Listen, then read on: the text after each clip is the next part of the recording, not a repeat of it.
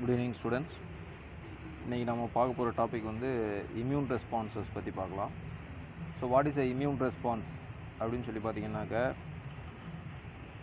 ஒரு ஆன்டிஜனுக்கு எதிராக நம்ம உடம்பு வந்து ஆற்றக்கூடிய எதிர்வினை இல்லையா? ஸோ ஒரு நோய் கிருமிக்கு எதிராக நம்ம உடல் வந்து வெளிப்படுத்தக்கூடிய எதிர்வினையை தான் நம்ம வந்து என்ன சொல்கிறோம், இம்யூன் ரெஸ்பான்ஸ் அப்படின்னு சொல்கிறோம். ஸோ எப்போ நம்மளுடைய இம்யூன் சிஸ்டம் வேலை செய்யும், நம்ம உடம்புக்குள்ளே ஏதாவது ஒரு எனிமி, ஏதாவது ஒரு ஆன்டிஜெனிக் சப்ஸ்டன்ஸ் உள்ளே என்ட்ராச்சுன்னா அப்போ தான் நம்மளுடைய இம்யூன் சிஸ்டம் வேலை செய்யும். அதை தான் நம்ம என்ன சொல்கிறோம், இம்யூன் ரெஸ்பான்ஸ் அப்படின்னு சொல்கிறோம். அந்த இம்யூன் ரெஸ்பான்ஸை வந்து நாம் ரெண்டு வகையாக பிரிக்கிறோம். ஒன்று வந்து ப்ரைமரி இம்யூன் ரெஸ்பான்ஸ், இன்னொன்று secondary immune response. So primary immune ரெஸ்பான்ஸ்னால் என்ன அப்படின்னு ஃபஸ்ட்டு பார்க்கலாம். ஸோ ப்ரைமரி இம்யூன் ரெஸ்பான்ஸ் அப்படின்றது ஒரு நோய் கிருமி முதலாக நம்மளை தாக்குச்சு அப்படின்னு சொல்லி பார்த்தீங்கன்னா அதுதான் வந்து ப்ரைமரி, அதனால் ஏற்படக்கூடிய ரெஸ்பான்ஸ் இல்லையா, அது ப்ரைமரி இம்யூன் ரெஸ்பான்ஸ்னு சொல்கிறோம். ஒரு ஆன்டிஜன் வந்து ஃபஸ்ட்டு டைம் நம்ம உடம்புக்குள்ளே என்ட்ராகுது, சரியா? ஃபஸ்ட்டு டைம் நம்ம உடம்புக்குள்ளே என்ட்ராகுது, அதை வந்து நம்மளோட இம்யூன் சிஸ்டம் வந்து ரெகக்னைஸ் பண்ணுது, சரிங்களா? ஸோ அதனால் என்ன பண்ணோம் அப்படின்னு சொல்லி பார்த்தீங்கன்னா, அதுக்கு தகுந்த மாதிரி அந்த ஆன்டிபாடிஸை வந்து ப்ரொடியூஸ் பண்ணும் இல்லையா? ஸோ அப்போ ஆன்டிபாடிஸை ஃபஸ்ட்டு டைம் வந்து ஒரு எனிமி உள்ளே என்ட்ரு ஆகியிருக்காரு, அவர் யாருன்னே தெரியாது, அவரை பற்றி அனலைஸ் பண்ணணும், அவர்கிட்ட என்ன மாதிரியான வெப்பன்ஸ், விச் மீன்ஸ் என்ன மாதிரியான கெமிக்கல் சப்ஸ்டன்ஸ் இருக்குது, என்ன மாதிரியான என்சைம்ஸை ப்ரொடியூஸ் பண்ணுறாங்க, இதையெல்லாம் ஃபஸ்ட்டு வந்து அலசி ஆராய்ச்சி பண்ணி அதுக்கப்புறம் அதை டெஸ்ட்ராய் பண்ணுறதுக்கு நமக்கு தேவையான வெப்பன்ஸை வந்து நாம் ப்ரிப்பேர் பண்ணுவோம், சரி? ஆன்டிபாடிஸை வந்து ப்ரிப்பேர் பண்ணுவோம், சரிங்களா? ஸோ இதுக்கு வந்து கொஞ்சம் நாள் ஆகும், ஏன்னா உள்ளே வந்திருக்கக்கூடிய ஆன்டிஜனை பற்றி நம்ம தெரிஞ்சுக்கணும் இல்லையா? ஸோ அவரை பற்றி படிக்கணும், ஃபஸ்ட்டு அவருடைய ஜெனட்டிக் மெட்டீரியலை ரீட் பண்ணணும்.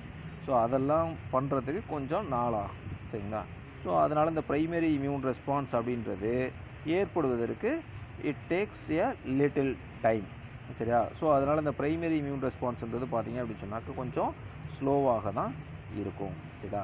ஸோ இப்போ what is a primary immune ரெஸ்பான்ஸ்ன்றதை ஃபஸ்ட்டு தெரிஞ்சுங்க. ப்ரைமரி இம்யூன் ரெஸ்பான்ஸ்ன்றது என்னது? ஒரு பேத்தஜன் வந்து ஃபஸ்ட்டு டைம் நம்மளுடைய இம்யூன் சிஸ்டத்துக்குள்ளே என்ட்ராச்சு, அதை ரெகனைஸ் பண்ணிச்சு அப்படின்னு சொன்னால் அதுதான் வந்து ப்ரைமரி இம்யூன் ரெஸ்பான்ஸ். ஸோ இந்த இம்யூன் சிஸ்டம் என்ன பண்ணுது, அந்த ஆன்டிஜனை வந்து ரெகனைஸ் பண்ணுறதுக்கு முயற்சி செய்யுது, சரிங்களா? அதுக்கப்புறம் சூட்டபிள் ஆன்டிபாடிஸை ப்ரொடியூஸ் பண்ணுது, சரிங்களா? ஸோ அது போக அந்த ஆன்டிபாடிஸை ப்ரொடியூஸ் பண்ணுது. ஃப்யூச்சரில் இதே நோய் கிருமி வந்தால் மறுபடியும் இன்ஸ்டண்ட்டாக தாக்கணும் இல்லையா? ஸோ அதுக்காக மெமரி செல்ஸையும், தட் இஸ் மெமரி லிம்போசைட்ஸையும் ப்ரொடியூஸ் பண்ணும், சரியா? சைமல்டேனியஸாக இப்போ வந்திருக்கக்கூடிய நோய் கிருமிக்கு, இப்போ நம்ம உதாரணமாக நம்ம சொல்கிறோம், ஃபஸ்ட்டு டைம் வந்து நம்ம உடம்புல வந்து ஒரு அம்மை நோய் தாக்குதுன்னு வச்சுக்கோங்களேன். இப்போ அம்மை நோய் தாக்குச்சு அப்படின்னு சொன்னாக்க அதுக்கு எதிரான ஆன்டிபாடிஸை நம்ம பாடி வந்து ப்ரிப்பேர் பண்ணி வச்சுருக்கோம். அது போக இந்த மெமரி செல்ஸையும் ப்ரிப்பேர் பண்ணி வச்சுருக்கோம். இப்போ இந்த மெமரி செல்ஸ் என்ன பண்ணோம் அப்படின்னு சொன்னாக்க, ரெண்டாவது தடவை நமக்கு அதே நோய் கிருமி வந்து அந்த வைரஸ் வந்து நம்மளை தாக்கும்போது அப்போது அதை அழிக்கிறதுக்கு இந்த மெமரி செல்ஸ் ஏற்கனவே இருக்கா, அது உடனே ரெகக்னைஸ் பண்ணி என்ன பண்ணிடும், அதை வந்து அழிச்சிடும். அதை தான் நம்ம வந்து செகண்டரி இம்யூன் ரெஸ்பான்ஸ் அப்படின்னு சொல்லுவோம், சரிங்களா? So first primary immune response அப்படின்றது என்னது, முதல் தடவை ஒரு நோய் கிருமியால் நம்ம பாதிக்கப்பட்டோம் அப்படின்னு சொன்னாக்க அதனால் ஏற்படக்கூடிய இம்யூன் ரெஸ்பான்ஸை நம்ம வந்து ப்ரைமரி இம்யூன் ரெஸ்பான்ஸ் அப்படின்னு சொல்கிறோம். ஸோ அதுக்கு என்ன பண்ணுது, ஃபஸ்ட்டு டைம் வந்து ஆன்டிபாடிஸை ப்ரொடியூஸ் பண்ணுது, அதே மாதிரி மெமரி செல்ஸையும் ப்ரொடியூஸ் பண்ணி வச்சுக்குது, சரிங்களா? ஸோ இந்த ப்ரைமரி இம்யூன் ரெஸ்பான்ஸ்ன்றது ஸ்லோவாக இருக்கும், அதே நேரத்தில் ப்ரொடியூஸ் ஆகக்கூடிய ஆன்டிபாடிஸோடைய லைஃப் அப்படின்னு சொன்னாக்க ஷார்ட் ஆகிற குறைந்த ஆயுட்காலமே இருக்கும், சரிங்களா? ஸோ அடுத்து பார்த்திங்கன்னா செகண்டரி இம்யூன் ரெஸ்பான்ஸ். இப்போ செகண்டரி இம்யூன் ரெஸ்பான்ஸ்ன்றது நான் இப்போ சொன்ன உதாரணம் தான். ஏற்கனவே ஒரு தடவை நோய் கிருமி வந்து தாக்கி நமக்கு வந்து ப்ரைமரி இம்யூன் ரெஸ்பான்ஸ் ஏற்பட்டு நமக்கு மெமரி செல்ஸ் வந்து ஸ்டோர் ஆகி இருக்கும், சரியா? இப்போது அதே ஆன்டிஜன், அதே ஃபாரின் வைரஸ் மறுபடியும் நம்ம பாடிக்குள்ளே என்ட்ராகி நம்மளை தாக்க முற்படும் போது நம்ம பாடி ஏற்கனவே கொஞ்சம் அலர்ட்டாக இருக்கும். இவன் ஏற்கனவே தெரிஞ்ச எதிரி தான், சரியா? இவங்ககிட்ட என்ன மாதிரியான என்சைம்ஸ் இருக்குது அப்படின்றது தெரியும், சரியா? அப்போ அதை அழிக்கிறதுக்கு ஏற்கனவே நமக்கு வந்து மெமரி செல்ஸுன்றதை நாம் வந்து ஸ்டோர் பண்ணி வச்சுருக்கோம். ஸோ அந்த மெமரி செல்ஸு இன்ஸ்டண்ட்டாக ஆக்டிவேட் ஆகி உடனே ஆன்டிபாடிஸை ப்ரொடியூஸ் பண்ணோம், சரியா? உடனே ஆன்டிபாடிஸ் வந்து ப்ரொடியூஸ் ஆகி அந்த ஆன்டிஜனை ஒரு 2-3 நாளில் அழிச்சிடும், சரியா? ஒரு நியூ ஆர்மி ஆஃப் பிளாஸ்மா செல்ஸ்ன்னு சொல்லுவோம். அந்த பிளாஸ்மா செல்ஸ் தான் வந்து ஆன்டிபாடிஸை ப்ரொடியூஸ் பண்ணும், அந்த பிளாஸ்மா செல்ஸை ப்ரொடியூஸ் பண்ணும், சரிங்களா? ஸோ ஸோ உடனே என்ன பண்ணுது, start producing antibodies immediately within hours. சரிங்களா, இமீடியட்டாக ப்ரொடியூஸ் பண்ணி வித்தின் ஹவர்ஸ். ஸோ ஆன்டிஜனை ரெகனைஸ் பண்ணதுக்கப்புறம் உடனே வந்து ஆன்டிபாடிஸை ப்ரொடியூஸ் பண்ண ஆரம்பிக்குது. ஸோ அதுலேருந்து வந்து பிளாஸ்மா செல்ஸ் வந்து ஜென்ரேட் ஆகுது அப்படின்னு சொல்கிறாங்க. சரிங்களா, ஸோ அந்த பிளாஸ்மா செல்ஸ் தான் ஆக்சுவலாக யாரை தூண்டி விடும் அப்படின்னு சொன்னாக்க இந்த பி லிம்போசைட்டை தூண்டி விட்டு அதுக்கு சூட்டபிளான ஆன்டிபாடிஸை ப்ரொடியூஸ் பண்ண வைக்கும். ஸோ அதுக்கானது தான் அந்த பிளாஸ்மா செல்ஸ் அப்படின்னு சொல்கிறது. ஸோ இது வந்து பார்த்திங்கன்னா உடனே 2 to 3 டேஸ்க்குள்ளே நடந்துடும். சரிங்களா, 2 to 3 டேஸில் ஆன்டிபாடிஸோட லெவல் வந்து என்ன ஆயிரும், உச்சத்தை அடைந்து விடும். சரிங்களா, மச் ஹையர் லெவல். சரியா, ஆனால் இதுவே வந்து ப்ரைமரி இம்யூன் ரெஸ்பான்ஸை பொறுத்த வரைக்கும் பார்த்திங்கன்னா வந்து ஃபஸ்ட்டு டைம் இன்ஃபெக்ட் ஆகும்போது கொஞ்சம் நாள் ஆகும். எத்தனை, ஒரு 5 நாள் 7 நாள் கூட ஆகும் அந்த இன்ஃபெக்ஷன் சரியாகிறதுக்கு. சரிங்களா, ஏன்னா அத்தனை நாள் தேவைப்படும் ஆன்டிபாடிஸை ப்ரொடியூஸ் பண்ணுறதுக்கு. ஏன்னா ஃபஸ்ட்டு டைம் வந்து அவங்க ரெகனைஸ் பண்ணுறாங்கல்ல, ரெகனைஸ் பண்ணி அனலைஸ் பண்ணி அவங்களுடைய கெமிக்கலுக்கு தகுந்த மாதிரி சூட்டபிள் ஆன்டிபாடிஸ் வந்து ப்ரிப்பேர் பண்ணணும் புதுசாக. சரிங்களா, அதுக்கு வந்து டைம் ஆகும், 5 days 7 days ஆகும். ஆனால் செகண்டரி இம்யூன் ரெஸ்பான்ஸ் வந்து ஏற்கனவே மெமரி செல்ஸ் இருக்கிறதுனால உடனே ஆன்டிபாடிஸ் நம்பர் வந்து இன்க்ரீஸ் பண்ணுவாங்க. ஸோ அது வந்து 2 to 3 டேஸில் அது நடந்துடும். சரிங்களா, ஸோ இதை வந்து நாம் பூஸ்டர் ரெஸ்பான்ஸ்னு சொல்லுவாங்க. Secondary immune response otherwise called booster response அப்படின்னு சொல்லுவாங்க. சரிங்களா, இப்போ வந்து ரெண்டுக்குமான டிஃப்ரென்ஸ் கொடுத்துருக்காங்க. சரிங்களா, ப்ரைமரி இம்யூன் ரெஸ்பான்ஸ்னால் என்ன, செகண்டரி இம்யூன் ரெஸ்பான்ஸ்னால் என்ன அப்படின்றத ஒரு சார்ட் வழியாக கொடுத்துருக்காங்க பாருங்கள். சரிங்களா, இப்போது இதை வந்து பார்க்கலாம். ஸோ ப்ரைமரி இம்யூன் ரெஸ்பான்ஸ் அப்படின்னு சொன்னால் it occurs as a result of primary contact with the antigen. சரிங்களா, ஃபஸ்ட்டு டைம் வந்து தொற்று ஏற்பட்டால் அது ப்ரைமரி இம்யூன் ரெஸ்பான்ஸ் சொல்லுவோம். சரிங்களா, it occurs as a result of second and subsequent contacts. சரியா, ரெண்டாவது தடவை இல்லை அதற்கு மேற்பட்ட தடவை தொடர்ச்சியாக வந்தது அப்படின்னு சொன்னால் அது அதே சேம் ஆன்டிஜனால் தாக்கப்பட்டுச்சுன்னா அப்போ ஏற்படக்கூடியது செகண்டரி இம்யூன் ரெஸ்பான்ஸ் அப்படின்னு சொல்லி. சரியா, இப்போ இந்த ஆன்டிபாடி லெவல் முதல்ல இப்போ தான் சொன்னோம் இல்லையா, எத்தனை நாள் ஆகும்னு சொல்கிறாங்க, 7லேருந்து 10 நாள் ஆகும்னு சொல்கிறாங்க. இந்த ஆன்டிபாடிஸை உற்பத்தி ஆகிறதுக்கு 7லேருந்து 10 நாள் ஆகும் உச்சத்தை அடைவதற்கு ஆன்டிபாடியோட ப்ரொடக்ஷன். இங்கே antibody production peak அடைகிறதுக்கு 3 to 5 days போதுமானது. சரிங்களா, ஏன்னா ஏற்கனவே இது நமக்கு தெரியும் இல்லையா, ஸோ அதனால் வந்து டக்குனு ப்ரொடியூஸ் ஆகிடும். அதேமாரி பார்த்திங்கன்னா இங்கே ப்ரைமரி இம்யூன் ரெஸ்பான்ஸ் ஏற்படுவதற்கு needs a long time, prolonged period is required. சரிங்களா, ஒரு நீண்ட காலம் தேவைப்படுது அப்படின்னு சொல்கிறாங்க. ஸோ அப்போ தான் வந்து முழுமையாக நோய் எதிர்ப்பு திறன்ன்றது உருவாகும். சரி, ஆனால் இங்கே வந்து உடனே நோய் எதிர்ப்பு திறன்றது ஏற்பட்டுவிடும். அதனால் நமக்கு பெரிய அளவு பாதிப்பு இருக்காது. சரிங்களா, ஸோ அதேமாதிரி இந்த ஆன்டிபாடி ப்ரொடியூஸ் ஆகக்கூடிய ஆன்டிபாடி சீக்கிரமாகவே என்ன ஆயிரும், டெக்ளைன் ஆயிரும், டெஸ்ட்ராய் ஆயிரும். சரியா, ரேபிட் டெக்ளைன். ஆனால் இங்கே பார்த்தீங்கன்னா ஆன்டிபாடியோட லெவல் வந்து தொடர்ச்சியாக அதிகமாகவே இருக்கும் அப்படின்னு சொல்கிறாங்க. அதேமாதிரி இந்த ப்ரைமரி இம்யூன் ரெஸ்பான்ஸை ஏற்படுத்தக்கூடிய இடம் அப்படின்னு சொல்லி பார்த்தீங்கன்னாக்க எங்கே ஏற்படுதுன்னா மெயினாக லிம்ப் நோடுலையும் ஸ்ப்ளீன்லையும் ஏற்படுது. சரிங்களா, லிம்ப் நோட்லையும் ஸ்ப்ளீன்லையும் ப்ரைமரி இம்யூன் ரெஸ்பான்ஸ் ஏற்படுது. செகண்டரி இம்யூன் ரெஸ்பான்ஸ்னா அது வந்து extra bone marrow, lymph nodes and the spleen. சரியா, ஸோ இங்கே எல்லாம் வந்து செகண்டரி இம்யூன் ரெஸ்பான்ஸ்ன்றது ஏற்படுது. ஸோ இது வந்து ஒரு 3 mark கொஸ்டினில் கேட்பாங்க. Right the difference between the primary immune response, secondary immune response அப்படின்னு சொல்லி 3 markல கேட்கலாம். சரிங்களா, ஸோ அதனால் இந்த கொஸ்டின் நல்லா படிச்சு. ரைட், அடுத்து வந்து நம்ம லிம்பாய்டல் ஆர்கன்ஸ் போகலாம்.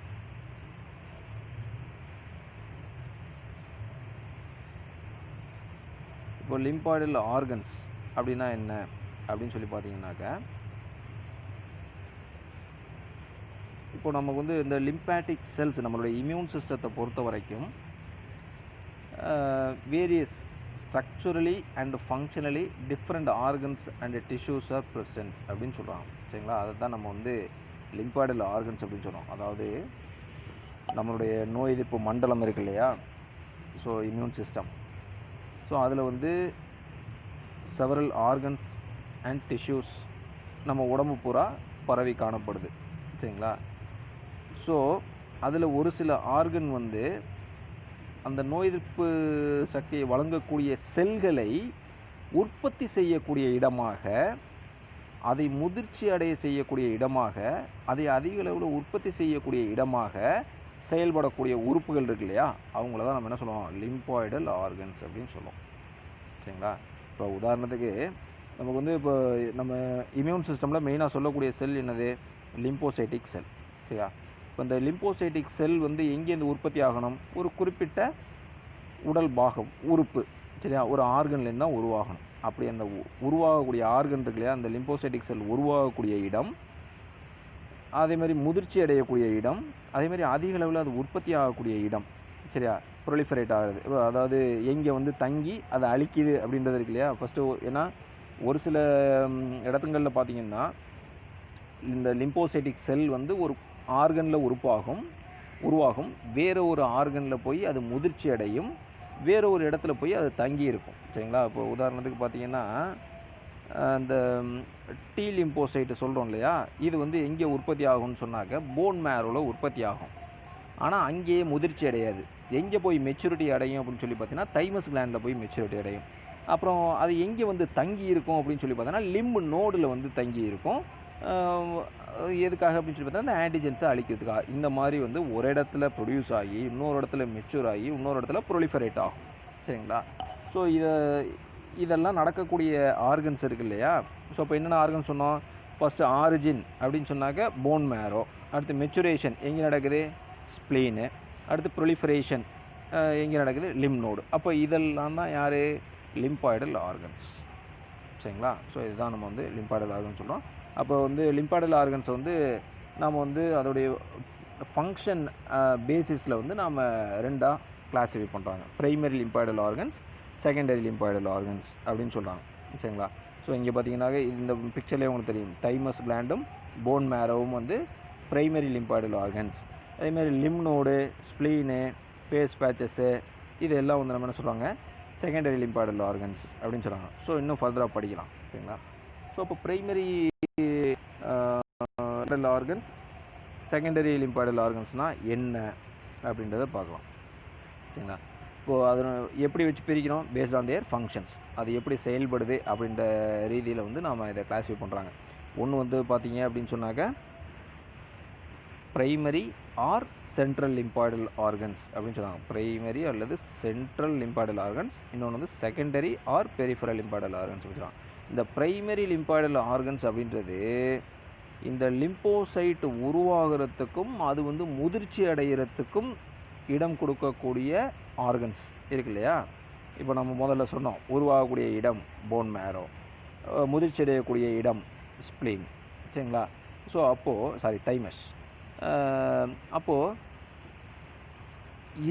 இதை தான் நம்ம என்ன சொல்லுவோம் அப்படின்னு சொன்னால் ப்ரைமரி லிம்பாய்டல் ஆர்கன்ஸ் சொல்லுவோம். அதாவது இந்த லிம்போசைட்டிக் செல் உருவாகுவதற்கும் முதிர்ச்சி அடைவதற்கும் இடம் அளிக்கக்கூடிய உறுப்புகள் இருக்கு இல்லையா? ஸோ அவங்கள தான் வந்து நம்ம என்ன சொல்லுவோம்? ப்ரைமரி லிம்பாய்டல் ஆர்கன்ஸ் சொல்லுவோம். அப்போ செகண்டரி லிம்பாய்டல் ஆர்கன்ஸ்னு யாரை சொல்லுவோம்னா, எந்த இடத்துல அந்த ஆன்டிஜனை வந்து பிடிச்சி கொடுக்குறாங்களோ, சரிங்களா, அந்த லிம்போசைட்டிக் செல்லுக்கிட்ட எந்த இடத்துல ஆன்டிஜனை பிடிச்சி கொடுத்து அந்த ஆன்டிஜனை அழிக்கிறதுக்கு ஒரு இடம் தேவை இல்லையா? அந்த இடத்த கொடுக்கக்கூடிய உறுப்பை செகண்டரி லிம்பாய்டல் ஆர்கன்ஸ் சொல்லுவோம். உதாரணத்துக்கு இப்போ இந்த லிம் நோடு இருக்குன்னாக்க, லிம் நோடில் பார்த்தீங்க அப்படின்னு சொன்னாக்க இந்த நம்ம சொன்ன அந்த லிம்போசைட்டிக் செல்லெல்லாம் அங்கே தான் போய் ப்ரொலிஃபரேட் ஆகிருக்கும். சரியா? Lymphocytic cell, monocytic cell, மேக்ரோபைட் cell இவங்கெல்லாம் வந்து அங்கே லிம் நோடில் உட்காந்துருப்பாங்க, வெயிட் பண்ணிட்டு இருப்பாங்க. அப்போ ஆன்டிஜென்ஸ் அது வழியாக வரும்போது அந்த ஆன்டிஜென்ஸை பிடிச்சி இவங்கெல்லாம் அழிச்சிருவாங்க. சரியா? அப்போது அந்த லிம்போசைட்டிக் செல்லுக்கு இடமளித்து அந்த ஆன்டிஜனை கொண்டாந்து கொடுக்குறாங்க இல்லையா? ஸோ அந்த இடம் ஆன்டிஜனை அழிக்கிறதுக்கான இடம். சரியா? ஸோ அந்த உறுப்பு தான் என்ன அப்படின்னு சொன்னால் செகண்டரி லிம்பாய்டல் ஆர்கன்ஸ். ஸோ இதுதான் major difference between the primary and secondary lymphoidal organs. Primary lymphoidal ஆர்கன்ஸ்னால் லிம்போய்டல் செல் உருவாகிறதுக்கு, அந்த லிம்போசைட்டிக் செல் உருவாகிறதுக்கும் மெச்சூரிட்டி அடைவதற்கும் தேவையான இடத்தை அளிக்கக்கூடிய organ primary lymphoidal organ. Secondary lymphoidal ஆர்கன்னா ஆன்டிஜனை அழிக்கிறதுக்கு இடம் கொடுக்கக்கூடிய ஆர்கன் செகண்டரி லிம்பாய்டல் ஆர்கன். சரியா? ரைட். ஸோ அப்படி நீங்கள் சிம்பிளாக அப்படி புரிஞ்சுக்கலாம். சரி, அடுத்து பார்த்தீங்கன்னா இப்போ ப்ரைமரி லிம்பாய்டல் ஆர்கன்ஸ். இப்போ இந்த ப்ரைமரி லிம்பாய்டல் ஆர்கன்ஸ் வந்து எல்லாம் நம்ம ப்ரைமரி லிம்பாய்டல் ஆர்கன்ஸ் அப்படின்னு சொல்கிறோம் அப்படின்னு சொல்லி பார்த்தீங்கன்னா, இப்போ பேர்ட்ஸில் வந்து ஒன்று இருக்குது, என்னென்னா பர்சா ஆஃப் ஃபேப்ரிசியஸ் அப்படின்றது வந்து பேர்ட்ஸில் இருக்கக்கூடிய ப்ரைமரி லிம்பாய்டல் ஆர்கன்ஸ். அதே மாதிரி இப்போ மேமல்ஸில் என்ன இருக்கும் அப்படின்னு சொல்லி பார்த்தீங்கன்னா போன் மேரோவும் தைமஸும் தான் வந்து ப்ரைமரி லிம்பாய்டல் ஆர்கன் அப்படின்னு சொல்கிறோம். சரிங்களா?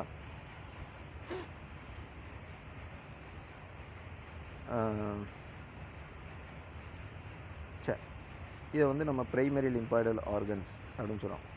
ஸோ இது என்ன பண்ணுது அப்படின்னு சொல்லி பார்த்தீங்கன்னா, இந்த ப்ரைமரி லிம்பாய்டல் ஆர்கன்ஸான போன் மேரோவும் தைமஸ் கிளாண்டும் இந்த லிம்போசைட்டிக் செல்லை ப்ரொடியூஸ் பண்ணுறதுக்கும் அதை வந்து முதிர்ச்சி அடைய வைக்கிறதுக்கும் வந்து இந்த பிரைமரி லிம்பார்டல் ஆர்கன்ஸ் வந்து ஹெல்ப் பண்ணுது அப்படின்னு சொல்லலாம். சரிங்களா? அதே மாதிரி இந்த lymphocytes become dedicated to a particular antigenic specificity, அதாவது குறிப்பிட்ட ஆன்டிஜென்களை அழிக்கக்கூடிய திறனுடைய செல்களாக இந்த இடத்துல தான் மாறுது அப்படின்னு சொல்லுவாங்க. சரிங்களா? இந்த ஆர்கன்ஸில் தான் மாறுது. சரியா? இப்போ தைமஸ் கிளாண்ட்லையும் போன் மேரோலையும் அது என்ன அப்படின்றத வந்து நான் அடுத்து எக்ஸ்பிளைன் பண்ணுறேன். சரிங்களா? இப்போ போன் மேரோவில் எப்படி வந்து அந்த ஆன்டிஜெனிக் ஸ்பெசிஃபிசிட்டி குறிப்பிடத்தகுந்த தன்மையுடைய, ஏன்னா இப்போ ஒரு வைரஸ் பார்ட்டிக்கிள் வருதுன்னா இந்த செல்லு தான் அந்த வைரஸ் அழிக்கும், ஒரு பாக்டீரியா வருதுன்னா இந்த செல்லு தான் இந்த பாக்டீரியா அழிக்கும் அப்படின்னு ஒரு குறிப்பிட்ட லிம்போசைட்டிக் செல் வந்து வேலை செய்யும். சரிங்களா? ஸோ அதை அடைகிறது அப்படின்னு சொல்கிறது இந்த போன் மேரோலையும் தைமஸ் கிளாண்ட்லையும் தான் அந்த ஆன்டிஜெனிக் ஸ்பெசிஃபிசிட்டியை வந்து குறிப்பிடத்தகுந்த தன்மையை அடையுது அப்படின்னு சொன்னாங்க. சரியா? Only when the lymphocytes mature in the primary lymphoidal organs they become immunocompetent cells. அதாவது என்ன சொல்கிறாங்க, இப்போ வந்து பிரைமரி லிம்பாய்டல் ஆர்கன்ஸில் இது முதிர்ச்சி அடைஞ்சதுன்னா மட்டும்தான் இந்த இம்யூனோகம்பிட்டன்ட், அதாவது நோய் எதிர்ப்பு திறனை உடைய செல்களாக மாறும். ஸோ அப்போ முதிர்ச்சி அடைன்றது முக்கியம். சரிங்களா? ஸோ இப்போ இதில் நம்ம பேசிக்காக தெரிஞ்சிக்க வேண்டியது என்ன அப்படின்னு சொல்லி பார்த்தீங்கன்னா, இப்போது பாலூட்டி இனங்களை பொறுத்த வரைக்கும் லிம்போசைட்டிக் செல்லில் 2 வகையான செல் சொல்கிறோம். ஒன்று வந்து பி செல்ஸு, இன்னொன்று டி செல்ஸ். சரியா? B lymphocytic cell, T lymphocytic cell. இந்த பி லிம்போசைட்டிக் செல்லுன்னு சொல்லக்கூடியது எங்கே மெச்சூரிட்டி அடையுதுன்னா போன் மேரோ பி. சரியா? B to B. ஸோ அப்போ பி செல்ஸு போன் மேரோவில் ப்ரொடியூஸ் ஆகுது, டி செல்லு தைமஸில் மெச்சூர் ஆகுது. சரியா? இந்த மெச்சுரேஷன் சொல்கிறோம்ல, இப்போ ப்ரொடியூஸ் ஆகிற இடம் எது வேணாலும் இருக்கலாம், ஆனால் மெச்சூரிட்டி அடையக்கூடிய இடம், மெச்சூரிட்டி அடைஞ்சால் தான் அந்த ஆன்டிஜெனிக் ஸ்பெசிஃபிசிட்டி அடையும். அப்போ தான் இம்யூனோகம்பிட்டண்ட்டாக இருக்கும், நோய் எதிர்ப்பு திறனை உண்டு பண்ணக்கூடிய செல்களாக அது அமையும். சரியா? அப்போது அந்த பி செல் வந்து எங்கே முதிர்ச்சி அடையுது அப்படின்னு சொல்லி பார்த்தீங்கன்னா போன் மேரோவில், எலும்பு மஜ்ஜைன்னு சொல்லுங்க, அங்கே வந்து பி செல் வந்து முதிர்ச்சி அடையுது. இந்த டி செல் வந்து எங்கே முதிர்ச்சி அடையுதுன்னா தைமஸில் வந்து முதிர்ச்சி அடையுது அப்படின்னு சொல்கிறாங்க. சரியா? சரி, இப்போ நம்ம வந்து அடுத்து தைமஸோடைய ஸ்ட்ரக்சரை பற்றி பார்க்கலாம். இப்போ இந்த தைமஸ் கிளாண்டுன்றது ஆக்சுவலாக எங்கே இருக்குது அப்படின்னு சொல்லி பார்த்தீங்கன்னா, இப்போது அடல்ட் ஆகிட்டாங்கன்னா அவங்களுக்கு இருக்காது. அப்போ சின்ன குழந்தையாக இருக்கும்போது தான் வந்து தைமஸ் கிளாண்டுன்றது ஃபங்க்ஷனலாக இருக்கும். அதே வயசாக கொஞ்சம் கொஞ்சமாக அந்த தைமஸ் கிளாண்ட் வந்து டீஜென்ரேட் ஆகி அங்கே வந்து அடிப்போஸ் டிஷ்யூ வந்து டெபாசிட் ஆக ஆரம்பிச்சிடும். சரிங்களா? சரி, ரைட். ஃபஸ்ட் இந்த தைமஸ் கிளாண்ட் வந்து சின்ன குழந்தைங்களுக்கு எங்கே லொக்கேட் ஆகிருக்கு அப்படின்னு சொல்லி பார்த்தீங்கன்னா, ஃபஸ்ட் இட் இஸ் ஷேப் அப்படின்னு சொல்லி பார்த்தீங்கன்னா it is flat in shape. சரிங்களா? தட்டையான ஒரு அமைப்பு, பை லோப்டு, 2 லோப்ஸே உடையது, இந்த மாதிரி இருக்கும். சரிங்களா? இப்படி ஒரு லோபு, இப்படி ஒரு லோப். சரிங்களா? ஸோ இந்த மாதிரி 2 லோப்ஸ் வந்து ப்ரெசண்ட் ஆகிருக்கும். சரிங்களா? ஸோ எங்கே ப்ரெசண்ட் ஆகிருக்கு அப்படின்னு சொல்லி பார்த்தீங்கன்னா, நம்மளுடைய மார்பெலும்பு சொல்கிறாங்க இல்லையா, ஸ்டெர்னம். சரியா? ஸோ அந்த ஸ்டெர்னம்க்கும் பின்னாடி வந்து இதயம், ஹார்ட்டு. சரியா? அந்த ஸ்டெர்னம்க்கும் ஹார்ட்டுக்கும் நடுவில் தான் இந்த தைமஸ் கிளாண்ட் வந்து லொக்கேட் ஆகிருக்கு அப்படின்னு சொல்கிறாங்க. சரிங்களா? இப்போ வந்து 2 லோப்ஸால் உருவாகிருக்கு அப்படின்னு சொல்கிறாங்க. அப்போ ஒவ்வொரு லோபுக்குள்ளேயும் பார்த்தீங்கன்னா நிறையா லோபியூல்ஸ் இருக்கும். ஒவ்வொரு லோபுக்குள்ளேயும் இந்த மாதிரி நிறையா லோபியூல்ஸு காணப்படும். இந்த ஒவ்வொரு லோபியூல்ஸும் பார்த்தீங்கன்னா which was separated by connective tissue. சரியா? இந்த ஒவ்வொரு லோபியூல்ஸும், ஒரு லோபுக்குள்ளே நிறையா லோபியூல்ஸ் இருக்குது. அந்த ஒவ்வொரு லோபியூல்ஸும் செப்பரேட்டாக இருக்கும். எப்படி செப்பரேட் பண்ணப்பட்டிருக்கு அப்படின்னு சொன்னால், ஒரு கனெக்டிவ் டிஷ்யூ, ஒரு இணைப்பு திசுவால் செப்பரேட் பண்ணப்பட்டிருக்கு. அதுக்கு பேர் வந்து செப்டா அப்படின்னு சொல்லுவாங்க. சரியா? சரி, இப்போ இந்த ஒவ்வொரு லோபியூல்ஸ் வரும்ல, இப்போ இது வந்து ஒரு லோபியூல் அப்படின்னு எடுத்துக்கிறோன்னு வச்சுங்களேன். ஸோ அதில் பார்த்தீங்கன்னா 2 பகுதியாக பிரிக்கிறாங்க. ஒன்று அவுட்டர் பார்ட்டு, இன்னொன்று மிடில் பார்ட் அப்படின்னு பிரிக்கிறாங்க. இந்த அவுட்டர் பார்ட்டை வந்து என்ன சொல்லுவாங்கன்னா கார்டெக்ஸ் அப்படின்னு சொல்லுவாங்க. மிடில் பார்ட்டை வந்து மெடுல்லா அப்படின்னு சொல்லுவாங்க. எந்த ஒரு இதுலேயுமே நம்ம அப்படி தான் சொல்லுவோம். அவுட்டர்னா கார்டெக்ஸ், இன்னர்னா மெடுல்லா. சரியா? ஸோ இந்த அவுட்டர் கார்டெக்ஸ் போர்ஷனில் என்ன செல் இருக்குது அப்படின்னு சொல்லி பார்த்தீங்கன்னா, முதிர்ச்சி அடையாத டி செல்கள் வந்து அதிக அளவில் இருக்குது. சரிங்களா? Densely pack. அதே இன்னும் ஆக்சுவலாக பார்த்தீங்கன்னாக்கா என்னது இம்மெச்சூர் டி செல்ஸ் தான், முதிர்ச்சி அடையலை. ஸோ அதனால் இது என்ன சொல்லுவாங்க, தைமோசைட்ஸ்ன்னு சொல்லுவாங்க. சரிங்களா? முதிர்ச்சி அடையாத டி செல்களுக்கு பேர் என்னது, தைமோசைட்ஸ். அதே மாதிரி இன்னர் கம்பார்ட்மெண்ட்னு சொல்லக்கூடிய அந்த மெடுல்லா இருக்கு இல்லையா, இங்கே வந்து ரொம்ப குறைந்த டென்சிட்டியில் வந்து immature T cells, that is the thymocyte cell வந்து இருக்கும். சரிங்களா? ஸோ இப்போ கார்டெக்ஸ் பகுதி, மெடுல்லா பகுதி ரெண்டுலேயுமே வந்து டி செல்ஸ் தான், இம்மெச்சூர் டி செல்ஸ் தான் இருக்குது, தைமோசைட்ஸ் தான் இருக்குது.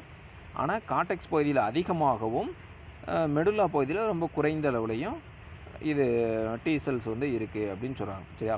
இப்போது இந்த தைமஸ் கிளாண்ட் அப்படின்றது வந்து ஒரு ஹார்மோனை ப்ரொடியூஸ் பண்ணுது, ஒரு செக்ரேஷனை ப்ரொடியூஸ் பண்ணுது. சரியா? ஸோ அந்த ஹார்மோனுக்கு பேர் என்ன அப்படின்னா தைமோசின் அப்படின்னு பேர். தைமோசின்ற ஒரு முக்கியமான ஹார்மோனை இது செக்ரேட் பண்ணுது. இந்த தைமோசின் தான் என்ன பண்ணுதுன்னா இந்த இம்மெச்சூர் T செல்ஸ் தைமோசைட்டை இருக்குல்ல, இதை வந்து மெச்சூரிட்டி அடைஞ்சு ஒரு இம்யூனோ கம்பிட்டன்ட் செல்லாக மாற்றுது. சரியா? It stimulates the T sell to become the mature and immuno கம்பிட்டன்ட். சரியா? ஸோ இந்த மாதிரி வந்து நோய் எதிர்ப்பு திறனையுடைய செல்களாக மாற்றுது அப்படின்னு சொல்கிறாங்க. ஸோ இப்போ நான் ஏற்கனவே சொன்ன மாதிரி இது வந்து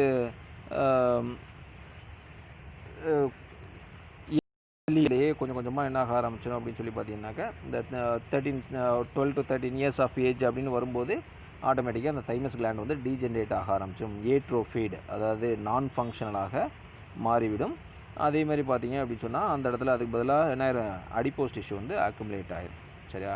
ஸோ அப்போ இது வந்து குழந்தை பருவத்தில் தான் வந்து ரொம்ப ரொம்ப அதிகமாக, ஏன்னா குழந்தைகள் தான் வந்து அதிகமான நோய் தாக்குதலுக்கு உட்படுவாங்க இல்லையா? ஸோ அதுலேருந்து அவங்கள பாதுகாக்கிறதுக்காக இந்த மாதிரி ஒரு கிளாண்ட் வந்து இருக்குது அப்படின்னு சொல்லுவாங்க. சரியா? Right. So this is all about the thymus. Next பார்த்தீங்க அப்படின்னு சொன்னாக்க போன் மேரோ இல்லையா? ஸோ ப்ரைமரி லிம்பாடல் ஆர்கன்ஸ் அப்படின்னு சொல்லும்போது அது வந்து நம்ம மேமல்ஸில் வந்து 2 சொல்லுவோம், தைமஸு, போன் மேரோ. அப்போ தைமஸோடைய ஸ்ட்ரக்சர் பார்த்தோம். அடுத்து பார்த்தீங்கன்னா இந்த போன் மேரோட ஸ்ட்ரக்சர். ஸோ இப்போ இந்த போன் மேரோனா என்ன அப்படின்னு சொல்லி பார்த்தீங்கன்னா ஒரு லாங் போன்ஸுக்குள்ளே பார்த்தீங்கன்னாக்க நடுவில் இருக்கக்கூடிய இந்த ஸ்பாஞ்சி டிஷ்யூஸ் இருக்கும். சரியா? எலும்போடைய மையப்பகுதியில் ஒரு ஸ்பாஞ்சி டிஷ்யூஸ் இருக்கும். ஸோ அதை தான் வந்து நம்ம போன் மேரோ அப்படின்னு சொல்லுவோம். It is a type of a lymphoidal tissue. The spongy tissues are nothing but the lymphoidal tissue. சரியா? அதை தான் வந்து நம்ம போன் மேரோ அப்படின்னு சொல்கிறோம். ஸோ இந்த போன் மேரோவில் இருக்கக்கூடிய இந்த லிம்பாய்டல் டிஷ்யூ பார்த்திங்கன்னா it is a kind of stem cells அப்படின்னு சொல்லுவாங்க, மூலச்செல்கள் அப்படின்னு சொல்லுவாங்க. சரியா?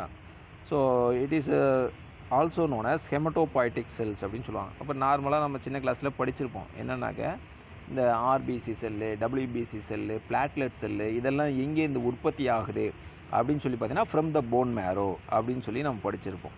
சரியா? அதனால தான் இதுக்கு பேர் ஹெமட்டோபாய்டிக் செல்ஸ் அப்படின்னு சொல்லுவாங்க. அதாவது பிளட் செல்ஸை உருவாக்கக்கூடிய செல்கள். சரிங்களா? ஸோ இப்போ பிளட் செல்ஸை உற்பத்தி பண்ணுது அப்படின்னு சொன்னால் உள்ள அந்த போன் மேரோக்குள்ளே இருக்கக்கூடிய இந்த லிம்பாய்டல் டிஷ்யூ எப்படி இருக்குது அப்படின்னு சொன்னால் ஸ்டெம் செல்ஸாக இருக்குது அப்படின்னு சொல்லுவாங்க. அதாவது அன்டிஃபரன்ஷியேட்டட் செல்ஸ். ஸ்டெம் செல்ஸ்னால் ஆட்டோமேட்டிக்காக தெரியும் இல்லையா? ஸ்டெம் செல்ஸ்ன்றது இது அன்டிஃபரன்ஷியேட்டட் செல்ஸ். அது எதுவாகவும் மாறாத ஒரு செல்லாக சாதாரணமாக செல்லாக தான் இருக்குது. அப்போ இந்த ஸ்டெம் செல்ஸுக்கு வந்து 2 கெப்பாசிட்டி இருக்குது. என்ன அப்படின்னு சொல்லி பார்த்தீங்கன்னா stem cells continuously repeatedly divides and produces stem cells. சரியா? ஸ்டெம் செல்ஸ் வந்து ஸ்டெம் செல்ஸே ப்ரொடியூஸ் பண்ணும். அதே மாதிரி பார்த்திங்கன்னா கொஞ்சம் அது மாடிஃபிகேஷன் நடந்து அது குறிப்பிட்ட செல்லாக எந்த ஒரு செல்லாகவும் மாறும். சரிங்களா? அப்போ போன் மேரோவில் இருக்க சில செல் வந்து என்ன ஆகும், ஸ்டெம் செல்ஸாக டிவைட் ஆகுது. அந்த ஸ்டெம் செல்ஸு ஒரு ஸ்டெம் செல்ஸ் ஆர்பிசியாக டெவலப் ஆகும், ஒரு ஸ்டெம் செல் வந்து WBCயாக ப்ரொடியூஸ் ஆகும், ஒரு ஸ்டெம் செல்ஸ் வந்து பிளாட்லெட் செல்லாக உருவாகும். சரிங்களா? ஸோ அந்த மாதிரி வந்து உருவாகக்கூடிய திறன் அப்படின்றது அதுக்கு இருக்குது. சரிங்களா? So these cells have the potential to multiply through cell division and either remain as stem cell. சரியா? அப்போ ஸ்டெம் செல்லாகவும் இருக்கும் அல்லது differentiate to mature into different kind of blood cells. சரியா? ஸோ இந்த வகையான செல்லாகவும் மாறக்கூடிய திறன் அப்படின்றது இந்த போன் மேரோவுக்கு இருக்குது. சரிங்களா? Right. So this is all about the primary lymphoidal organs. So அடுத்து நம்ம என்ன பார்க்க போகிறோம், செகண்டரி லிம்பாய்டல் ஆர்கன்ஸ் பற்றி பார்க்கலாம். சரிங்களா? ஏற்கனவே நம்ம சொல்லியிருக்கோம் ப்ரைமரி ஆர்கன்ஸுக்கும் செகண்டரி ஆர்கன்ஸுக்கும் என்ன வித்தியாசம் அப்படின்னா, ப்ரைமரி ஆர்கன்ஸ்னாக்கா அந்த செல்களை உற்பத்தி செய்து அதை முதிர்ச்சி அடைய வைக்கக்கூடிய ஆர்கன்ஸ் வந்து primary organs. Secondary or peripheral lymphoidal ஆர்கன்ஸ்ன்றது என்னது, வரக்கூடிய ஆன்டிஜனை அழிக்கக்கூடிய இடமாக செயல்படும். ஸோ அப்போ அந்த இடத்துல தான் வந்து proliferation of the lymphocytic cells இருக்கும் இல்லையா? சரி. ஸோ அப்போது எந்த ஆர்கன்ஸ் எல்லாம் நம்ம செகண்டரி லிம்பாய்டல் ஆர்கன்ஸ் சொல்கிறோம் அப்படின்னு சொல்லி பார்த்தீங்கன்னாக்க lymph nodes, appendix, Peyer's patches, gastrointestinal tract, tonsil, adenoid, spleen, MALT. சரிங்களா? ஸோ இந்த மால்ட்டில் வந்து நிறைய டைப் வருது. மால்ட்டு, கால்ட்டு, பால்ட்டு அப்படின்னு சொல்லுவாங்க. மால்ட்டுனா மியூகோசல் அசோசியேட்டட் லிம்பாய்டல் டிஷ்யூ, கால்ட்டுனாக்க கட் அசோசியேட்டட் லிம்பாய்டல் டிஷ்யூ, பால்ட்டுனா bronchial or tracheal associated lymphoidal டிஷ்யூன்னு பேர். சரியா? ஸோ இப்போ இதில் வந்து ஒவ்வொன்றையும் நம்ம பார்ப்போம். அதில் ஃபஸ்ட்டு பார்த்தீங்க அப்படின்னு சொன்னாக்க பேஸ் பேச்சஸ்.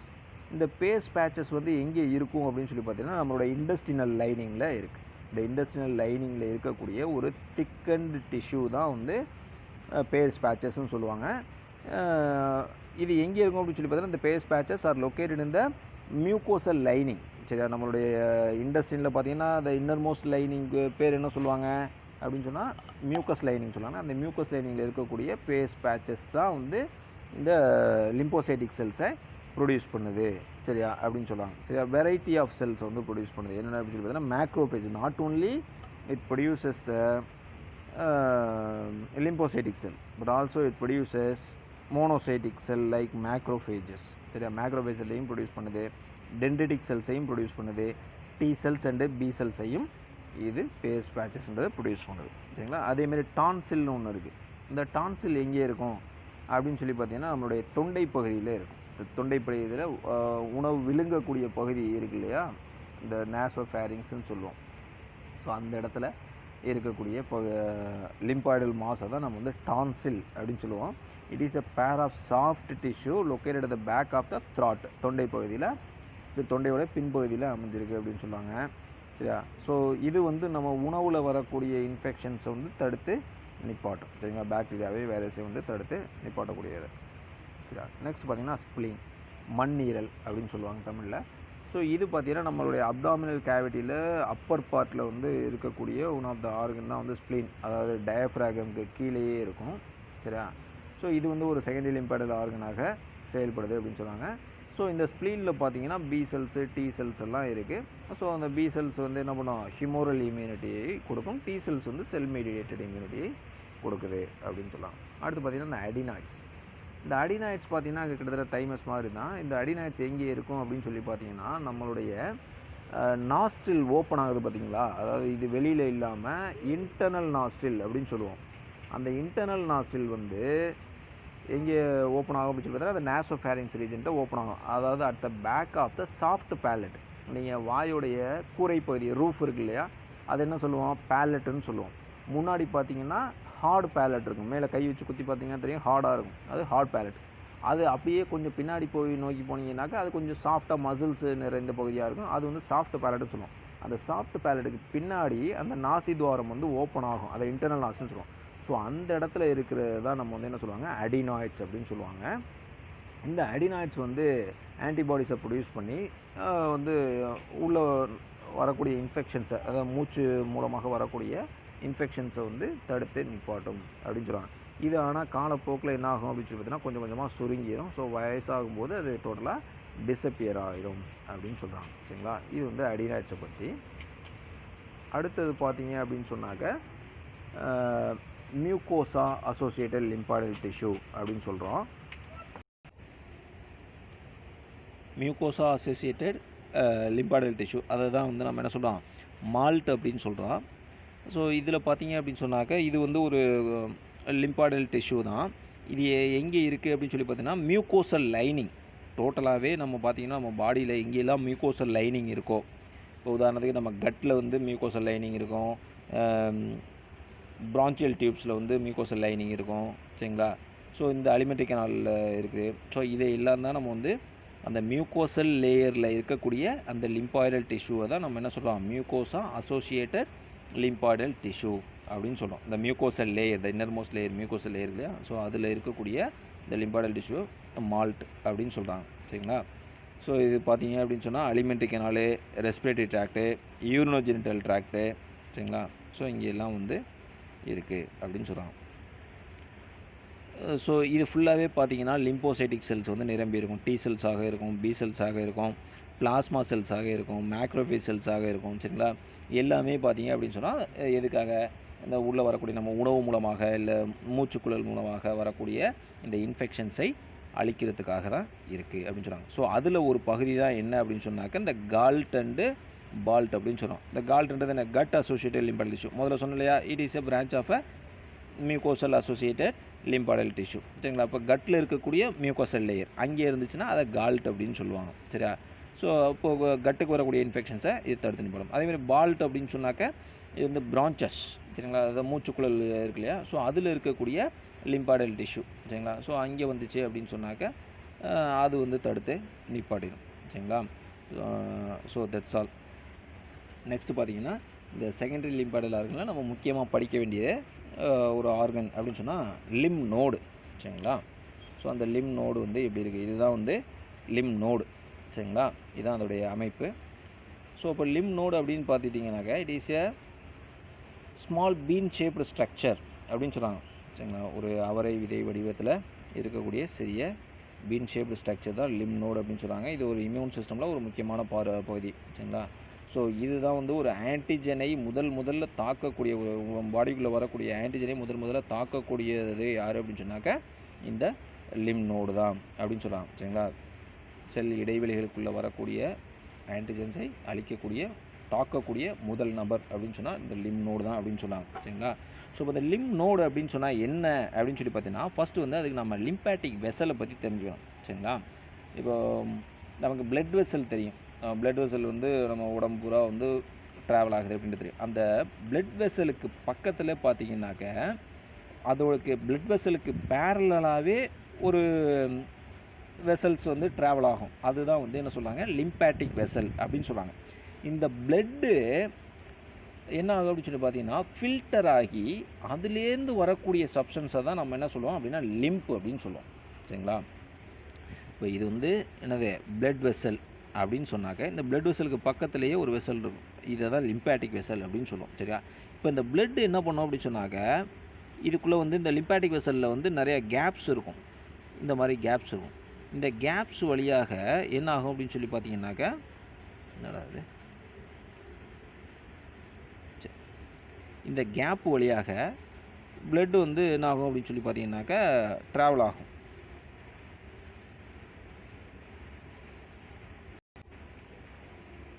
இது வந்து பிளட் வெசல், இது வந்து லிம்பாட்டிக் வெசல். ஸோ இப்போ இந்த பிளட்லேருந்து ஃபில்டர் ஆகும். இந்த லிம்பாட்டிக் வெசலுக்குள்ளே ஃபில்டர் ஆகி ஸோ 10% ஆஃப் த பிளட்டு. சரிங்களா? இப்போ இதில் வந்து 90% வந்து பிளட்டு திரும்பி மறுபடியும் என்ன ஆயிரும், மறுபடியும் பிளட் வெசலுக்கே போயிடும். ஆனால் அந்த 10% ஆஃப் த பிளட் மட்டும் என்ன ஆகும், ஃபில்டர் ஆகி ஒரு ஃப்ளூயிடாக மாறும். ஸோ அந்த ஃப்ளூயிடை தான் நம்ம என்ன சொல்லுவாங்க, லிம்ப் அப்படின்னு சொல்லுவாங்க. அந்த லிம்ப் தான் இந்த லிம்பாட்டிக் வெசலுக்குள்ளே ட்ராவல் ஆகுது. சரிங்களா? ஸோ இதுக்குள்ளே பார்த்தீங்கன்னா இந்த லிம்ப் வெசல் வந்து அங்கங்கே என்ன ஆகும், இந்த மாதிரி பல்ஜாகி காணப்படும். சரிங்களா? இந்த மாதிரி பல்ஜிங்ஸ் வந்து காணப்படும். இந்த பல்ஜிங்ஸை தான் நம்ம என்ன சொல்லுவோம் அப்படின்னாக்க லிம்ப் நோடு. அதுதான் நம்ம முதல்ல பார்த்தோன்னே பிக்சர். ஸோ அந்த பிக்சர் வந்து இப்படி தான் இருக்கும். சரிங்களா? லிம்பாட்டிக் வெசலில் அங்கங்கே ஜங்ஷன்ஸ் இருக்கும். அந்த ஜங்ஷன்ஸை தான் வந்து லிம் நோடு அப்படின்னு சொல்லுவாங்க. கணு. சரிங்களா? நீர் முடிச்சு அப்படின்னு சொல்லுவாங்க. சரிங்களா? ஸோ அது வந்து அமைஞ்சிடும். ஸோ இந்த லிம் நோடில் யார் இருப்பாங்க அப்படின்னு சொல்லி பார்த்தீங்கன்னா நம்ம சொல்லக்கூடிய இந்த lymphocytic cell, macrophages cell, plasma cells இதெல்லாம் வந்து இங்கே தங்கியிருப்பாங்க. சரிங்களா? இப்போ பிளட்லேருந்து ஃபில்டர் ஆகி இது லிம்பாக வருது இல்லையா? இப்படி வரும்போது இந்த இதில் வந்து ஆன்டிஜென் சப்போஸ் இந்த நம்ம பிளட்டில் வந்து ஆன்டிஜென்ஸ் இருந்துச்சு அப்படின்னு சொன்னால் இங்கே வந்து ஆன்டிஜென்ஸ் வரும். அப்படி அந்த ஆன்டிஜென்ஸ் வரும்போது அந்த ஆன்டிஜன் இங்கே இருக்கக்கூடிய மேக்ரோபேஜ் செல்லோ இல்லை லிம்போசைட்டிக் செல்லோ யார் அட்டாக் பண்ணணும், ஏன்னா அவங்களுக்கு தான் ஸ்பெசிஃபிசிட்டி இருக்குது இல்லையா? ஸோ இப்போ யார் அட்டாக் பண்ணணுமோ அவங்க வந்து இவங்கள அட்டாக் பண்ணிடுவாங்க. சரிங்களா? ஸோ இந்த மாதிரி ஒவ்வொரு லிம் நோடும் என்ன பண்ணோம் அப்படின்னு சொன்னாக்க வரக்கூடிய பேத்தஜன்ஸை வந்து என்கவுண்டர் பண்ணுவாங்க. சரிங்களா? ஸோ இதுதான் வந்து வேலை. ஸோ இதை தான் இந்த பேராகிராஃபில் ஃபுல்லாக சொல்லியிருக்காங்க. சரிங்களா? ரைட், அது எப்படின்றத பார்க்கலாம். So lymph nodes filter and trap substances that travel through the lymphatic fluid. They are packed tightly with என்னது ஒயிட் பிளட் செல்ஸ். அப்போ லிம்பாட்டிக் ஃப்ளூயிடுக்குள்ளே யார் இருக்காங்க அப்படின்னு சொல்லி பார்த்தீங்கன்னா இந்த white blood cells. White blood செல்ஸ்ன்றது யார், நம்ம இப்போ சொன்னோம் இல்லையா, லிம்போசைட்டிக் செல்லு, மோனோசைட்டிக் செல்லு. சரிங்களா? Lymphocytic cells, monocytic cells. So இது உடம்புல பார்த்தீங்கன்னாக்கா இந்த லிம் நோட்ஸ் அப்படின்றது ஹண்ட்ரட்ஸ் ஆஃப் லிம் நோட்ஸ் வந்து உடம்பு ஃபுல்லாக பரவி காணப்படுது அப்படின்னு சொன்னாங்க. சரிங்களா? They are connected to one another. அப்போ ஒவ்வொரு லிம் நோடும் வந்து லிம்பாட்டிக் வெசலால் இணைக்கப்பட்டிருக்குது. அப்போ இந்த லிம்ப் அப்படின்றது என்ன சொல்கிறாங்க, clear, transparent, colourless, mobile and extra cellular connective tissue fluid அப்படின்னு சொல்கிறாங்க. சரிங்களா? ஸோ அப்போ லிம்புன்றதுக்கு இப்போ பிளட்டுன்னா நமக்கு தெரியும் ஏன்னா ரெட் கலராக இருக்குது. ஆனால் ஃபில்டர் ஆகி வரும்போது இந்த லிம்பு கலர்லெஸ் ஆயிரும். சரியா, கிளியராக இருக்கும், டிரான்ஸ்பரண்ட்டாக இருக்கும், கலர்லெஸ்ஸாக இருக்கும், மொபைல் நகரும் தன்மையுடையதாக இருக்கும். விச் இஸ் எக்ஸ்ட்ரா செல்லுக்கு வெளியில் பாயக்கூடிய ஒரு திரவம். இது வந்து செல்லுக்குள்ளே போகுதானா செல்லுக்குள்ளே போகாது. அதனால தான் இதை வந்து நம்ம எக்ஸ்ட்ரா செல்லுலர் ஃப்ளூயிட் தனியாக பிளட்லேருந்து ஃபில்டர் ஆகி இந்த லிம்பாட்டிக் வெசலில் மட்டும்தான் ட்ராவல் ஆகும். சரிங்களா, எதுக்காக அப்படின்னு ஃபார் பியூரிஃபிகேஷன் ஆஃப் பிளட்டு. ஏன்னா பிளட்டில் வந்து ஏதாவது ஆன்டிஜென்ஸ் இருந்துன்னா அந்த ஆன்டிஜென்ஸை அழிப்பதற்காக மட்டுமே இருக்கக்கூடிய வெசல்ஸ் தான் இந்த லிம்பாட்டிக் வெசல்ஸ். சரியா, ஸோ அதுக்குள்ளே இருக்கக்கூடிய இந்த லிம்பில் தான் இது போகுது. சரியா, ஸோ அப்போ அந்த ஃப்ளூயிட் வந்து எக்ஸ்ட்ரா செல்லுலர் ஃப்ளூயிட். சரியா, so as the lymph percolates through the lymph node. சரிங்களா, அப்போ லிம்ப் வந்து அந்த லிம்ப் நோடுக்குள்ளே நுழையும் போது இந்த பர்டிகுலர் ஆன்டிஜெனிக் சப்ஸ்டன்ஸ் முதல்ல சொன்னேன் இல்லையா, இந்த ஆன்டிஜெனிக் சப்ஸ்டன்ஸ் வந்து அந்த லிம்பால் கொண்டு வரப்பட்டு அது வந்து பாகோசைட்டிக் செல்லோ அல்ல ஒரு ஃபாலிகுலர் செல்ஸோ அல்லது ஒரு இன்டர்டிஜிட்டேட்டிங் டென்ட்ரிட்டிக் செல்ஸோ என்ன பண்ணும், இதெல்லாம் வந்து இந்த லிம்ப் நோடுக்குள்ளே இருக்கும். சரியா, என்னது பாகோசைட்டிக் செல் யார், மேக்ரோபேஜ் செல். சரிங்களா, ஸோ அதேமாதிரி ஃபாலிகுலர் செல்ஸு, இன்டர்டிஜிட்டேட்டிங் டென்ட்ரிட்டிக் செல்ஸு இவங்கெல்லாம் வந்து உள்ளே இருப்பாங்க லிம்ப் நோடுக்குள்ளே. ஸோ அவங்க எல்லாருமே என்ன பண்ணுவாங்க, என்கவுண்டர் பண்ணி அந்த ஆன்டிஜனை டெஸ்ட்ராய் பண்ணுவாங்க. சரிங்களா, ஸோ இப்போ இந்த நம்ம லிம்ப் நோடோட ஸ்ட்ரக்சர் எடுத்து பார்க்கலாம். ஸோ இதுதான் வந்து லிம்ப் நோடுடைய ஸ்ட்ரக்சர். சரிங்களா, இதை வந்து நம்ம 3 பகுதியாக பிரிச்சுருப்போம். என்ன அப்படின்னு சொல்லி பார்த்தீங்கன்னா, ஃபஸ்ட்டு வந்து இந்த இருக்கப்போது இந்த ரீஜன் இருக்கு இல்லையா, இதை வந்து கார்டெக்ஸ் ஜோன் அப்படின்னு சொல்லுவோம். சரியா, ஸோ அடுத்து பார்த்தீங்கன்னா இதை வந்து நம்ம என்ன சொல்லுவாங்க, மெடுல்லா போர்ஷன்ஸ் அப்படின்னு சொல்லுவாங்க. சாரி, கார்டெக்ஸு, இது பேரா கார்டெக்ஸ். சாரிப்பா, இது கார்டெக்ஸு, இது வந்து பேரா கார்டெக்ஸ் ஜோன். அடுத்து இங்கே இந்த ஜோனை வந்து நம்ம வந்து மெடுல்லா அப்படின்னு சொல்லுவோம். சரியா, ஸோ இப்படி வந்து 3 பகுதியாக பிரிச்சுக்கோம், கார்டெக்ஸு, பேரா கார்டெக்ஸு, இன்னர் மோஸ்ட்டு மெடுல்லா. இப்போது ஒவ்வொரு ஜோன்ஸ்லையும் சரியா, இப்போ லிம்ப் நோடு வந்து 3 ஜோன்களாக பிரிக்கப்பட்டிருக்கு, கார்டெக்ஸ் ஜோன், பேரா கார்டெக்ஸ் ஜோன், மெடுல்லா ஜோன் அப்படின்னு சொல்கிறாங்க.